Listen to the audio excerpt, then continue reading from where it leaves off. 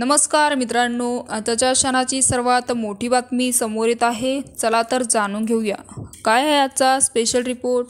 सविस्तर बातमी जाणून घेण्यापूर्वी आपण चॅनलवरती नवीन असाल तर चॅनलला सबस्क्राइब करा आणि बेल आयकॉन प्रेस करायला विसरू नका। लोकसभा निवडणुकीत शिवसेनेचे उपनेते अर्जुन खोतकर यांनी भेट घेऊन प्रचार करण्याची विनंती माजी केंद्रीय रेल्वे राज्यमंत्री रावसाहेब दानवे यांना त्यांच्या घरी जाऊन केली।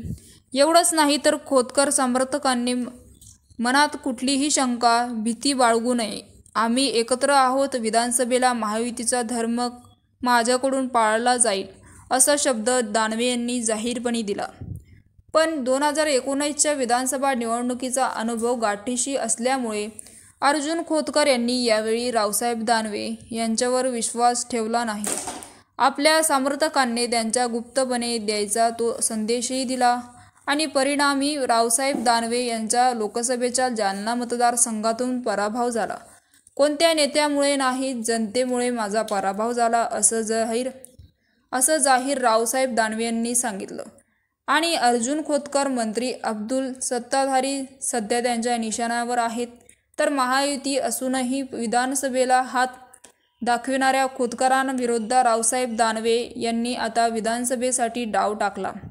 तर जालना विधानसभेची जागा भाजपाला सुटावी अशी मागणी भाजपाच्या जालन्यातील अधिवेशनातून पुढे आली आणि दानवे यांचे बंधू भास्कर दानवे यांनी जालना विधानसभेची जागा भाजपाला देण्यात यावी अशी मागणी करत खोतकर यांची अडचणीत वाढ करण्याचा प्रयत्न केला।